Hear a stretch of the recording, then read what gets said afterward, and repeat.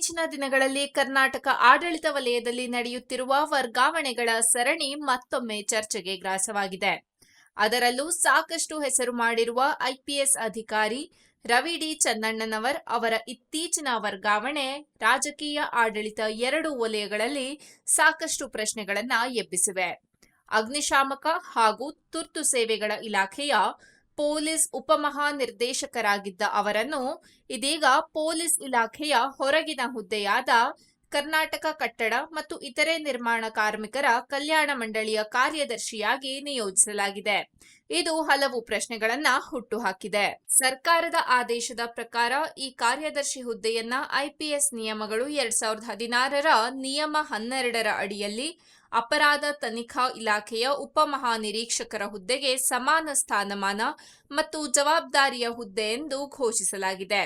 ಅಂದರೆ ಹುದ್ದೆಯ ಗೌರವ ಕಡಿಮೆ ಆಗಿಲ್ಲ ಎಂದು ಸರ್ಕಾರ ತೋರಿಸಲು ಯತ್ನಿಸಿದೆ. ಆದರೆ ವಾಸ್ತವದಲ್ಲಿ ನೋಡಿದರೆ ರವಿ ಚನ್ನಣ್ಣನವರ್ ಅವರಂತಹ ಫೀಲ್ಡ್ ಅನುಭವ ಹೊಂದಿರುವ ಅಧಿಕಾರಿಯನ್ನ ಪೊಲೀಸ್ ಇಲಾಖೆಯಿಂದ ಸಂಪೂರ್ಣ ಬೇರ್ಪಡಿಸಿ ಕಾರ್ಮಿಕ ಇಲಾಖೆಯ ವ್ಯಾಪ್ತಿಗೆ ಒಳಪಡುವ ಮಂಡಳಿಗೆ ಕಳುಹಿಸಿರುವುದು ಅನೇಕರಿಗೆ ಅರ್ಥವಾಗದ ಸಂಗತಿ. 2008ರ ಬ್ಯಾಚ್ನ ಐಪಿಎಸ್ ಅಧಿಕಾರಿ ರವಿ ಡಿ ಚನ್ನಣ್ಣನವರ್ ಹೊಸಪೇಟೆ, ಬೆಂಗಳೂರು, ಹಾಸನ, ಶಿವಮೊಗ್ಗ, ಮೈಸೂರು ಸೇರಿದಂತೆ ಹಲವು ಪ್ರಮುಖ ಜಿಲ್ಲೆಗಳಲ್ಲಿ ಎಸ್ಪಿಯಾಗಿ ಕೆಲಸ ಮಾಡಿದ್ದಾರೆ. ಅವರಿಗೆ ಫೀಲ್ಡ್ನಲ್ಲಿ ನಿಂತು ಕೆಲಸ ಮಾಡುವ ಅಧಿಕಾರಿ ಎಂಬ ಹೆಸರಿತ್ತು. ಬೆಂಗಳೂರು ಗ್ರಾಮಾಂತರ ಎಸ್ಪಿಯಾಗಿದ್ದಾಗಲೂ ಅವರು ಸಾಕಷ್ಟು ಚುರುಕು ತೋರಿಸಿದ್ದರು. ಆದರೆ 2023ರಲ್ಲಿ ಅವರನ್ನ ಅಚಾನಕ್ ಆಂತರಿಕ ಭದ್ರತಾ ವಿಭಾಗಕ್ಕೆ ವರ್ಗಾವಣೆ ಮಾಡಲಾಯಿತು. ಅಲ್ಲಿ ಕೆಲ ಕಾಲದ ನಂತರ ಅಗ್ನಿಶಾಮಕ ಹಾಗೂ ತುರ್ತು ಸೇವೆಗಳ ಇಲಾಖೆಗೆ ನಿಯೋಜನೆಯಾಯಿತು. ಪೊಲೀಸ್ ಇಲಾಖೆಯ ಮುಖ್ಯಧಾರೆ ಕೆಲಸಗಳಿಂದ ನಿಧಾನವಾಗಿ ಅವರನ್ನ ದೂರ ಇಡಲಾಗುತ್ತಿದೆ ಅನ್ನೋ ಅನುಭವ ಅಂದಿನಿಂದಲೇ ಶುರುವಾಗಿತ್ತು. ಅಗ್ನಿಶಾಮಕ ಇಲಾಖೆಯಲ್ಲಿ ಇದ್ದಾಗಲೇ ಕಳೆದ ವರ್ಷ ಒಂದು ಸಾರ್ವಜನಿಕ ಕಾರ್ಯಕ್ರಮದಲ್ಲಿ ಮಾತನಾಡುವ ವೇಳೆ ಕೆಲ ವರ್ಷಗಳಿಂದ ಖಾಲಿನೇ ಇದೀವಿ ಎಂದು ಅವರು ಮಾರ್ಮಿಕವಾಗಿ ಹೇಳಿದ್ದ ಮಾತುಗಳು ಸಾಕಷ್ಟು ಗಮನ ಸೆಳೆದಿದ್ದವು. ಅಂದರೆ ಹುದ್ದೆ ಇದ್ದರೂ ನಿಜವಾದ ಕೆಲಸ, ಅಧಿಕಾರ, ನಿರ್ಧಾರಗಳ ಅವಕಾಶ ಇಲ್ಲ ಅನ್ನೋ ಬೇಸರ ಅದಾಗಿತ್ತು. ಈ ಹಿಂದೆ ಜಿಲ್ಲಾ ಪೊಲೀಸ್ ವರಿಷ್ಠಾಧಿಕಾರಿಯಾಗಿ ಕಾರ್ಯನಿರ್ವಹಿಸಿದ್ದ ಅಧಿಕಾರಿಯನ್ನ ಕೇವಲ ಕಚೇರಿ ಕೆಲಸಗಳಿಗೆ ಸೀಮಿತಗೊಳಿಸಿರುವುದಕ್ಕೆ ಕೆಲವು ಕಡೆ ಅಸಮಾಧಾನ ವ್ಯಕ್ತವಾಗಿತ್ತು. ಇದೀಗ ಸುಮಾರು 2.5 ವರ್ಷದ ಬಳಿಕ ಅವರ ವರ್ಗಾವಣೆ ನಡೆದಿದೆ. ಆದರೆ ಈ ಬಾರಿ ಪೊಲೀಸ್ ಇಲಾಖೆಯೊಳಗೆ ಬೇರೆ ಹುದ್ದೆ ಅಲ್ಲ, ಸಂಪೂರ್ಣ ಬೇರೆ ಇಲಾಖೆಯಾಗಿದೆ. ಇದು ಕಟ್ಟಡ ಕಾರ್ಮಿಕರ ಕಲ್ಯಾಣ ಮಂಡಳಿ. ಮುಖ್ಯವಾಗಿ ಕಾರ್ಮಿಕರ ನೋಂದಣಿ, ನಿಧಿ ನಿರ್ವಹಣೆ, ಕಲ್ಯಾಣ ಯೋಜನೆಗಳ ಅನುಷ್ಠಾನ ಇವುಗಳನ್ನ ನೋಡಿಕೊಳ್ಳುವ ಆಡಳಿತಾತ್ಮಕ ಸಂಸ್ಥೆ. ಇಲ್ಲಿ ಕಾನೂನು ಮತ್ತು ಆಡಳಿತ ಜ್ಞಾನ ಬೇಕಾದರೂ ಫೀಲ್ಡ್ ಪೊಲೀಸ್ ಅನುಭವದ ನೇರ ಬಳಕೆ ಅಷ್ಟಾಗಿ ಇಲ್ಲ. ಹಾಗಾಗಿ ಇದು ಹಲವು ಪ್ರಶ್ನೆಗಳನ್ನ ಹುಟ್ಟುಹಾಕಿದೆ. ಇದೇ ಅವಧಿಯಲ್ಲಿ 2025 ಡಿಸೆಂಬರ್ 31ರಂದು 50ಕ್ಕೂ ಹೆಚ್ಚು ಐಪಿಎಸ್ ಮತ್ತು ಐಎಎಸ್ ಅಧಿಕಾರಿಗಳ ದೊಡ್ಡ ಮಟ್ಟದ ವರ್ಗಾವಣೆ ನಡೆದಿತ್ತು. ಜಿಲ್ಲಾಧಿಕಾರಿಗಳು, ಜಿಲ್ಲಾ ಎಸ್ಪಿಗಳು, ವಿವಿಧ ಇಲಾಖೆಗಳ ಮುಖ್ಯಸ್ಥರ ಬದಲಾವಣೆ ಆಯಿತು.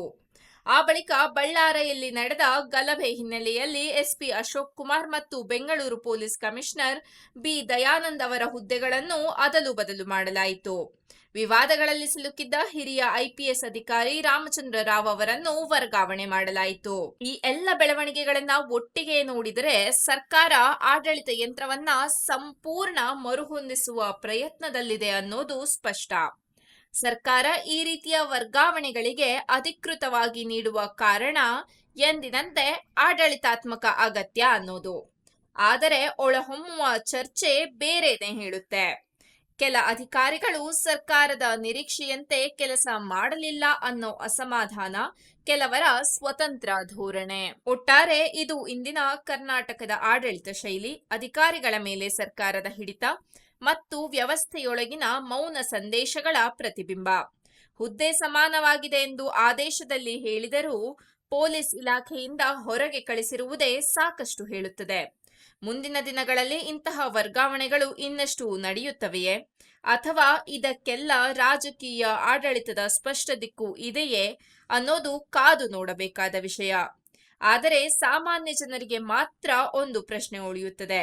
ಕೆಲಸ ಮಾಡುವ ಅಧಿಕಾರಿಗಳಿಗೆ ಫೀಲ್ಡ್ನಲ್ಲಿ ಅವಕಾಶ ಕೊಡುವ ಬದಲು ಅವರನ್ನು ಖಾಲಿಗೊಳಿಸುವ ವ್ಯವಸ್ಥೆ ನಮಗೆ ಏನು ಸಂದೇಶ ಕೊಡುತ್ತಿದೆ?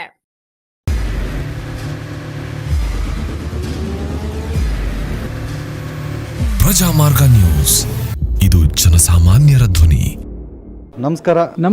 ನೀವು ನೋಡ್ತಾ ಇದ್ದೀರಾ ಪ್ರಜಾಮಾರ್ಗ ನ್ಯೂಸ್. ರಾಷ್ಟ್ರದ ರಾಜ್ಯದ ರಾಜಕೀಯದ ಬಗ್ಗೆ ಹೆಚ್ಚಿನ ಸಿನಿಮಾ ಅಪ್ಡೇಟ್ಗಳಿಗಾಗಿ ಫಸ್ಟ್ ಲೈಕ್ ಮಾಡಿ, ಸಬ್ಸ್ಕ್ರೈಬ್ ಆಗಿ, ಹಾಗೆ ಫಾಲೋ ಕೂಡ ಮಾಡಬೇಕು.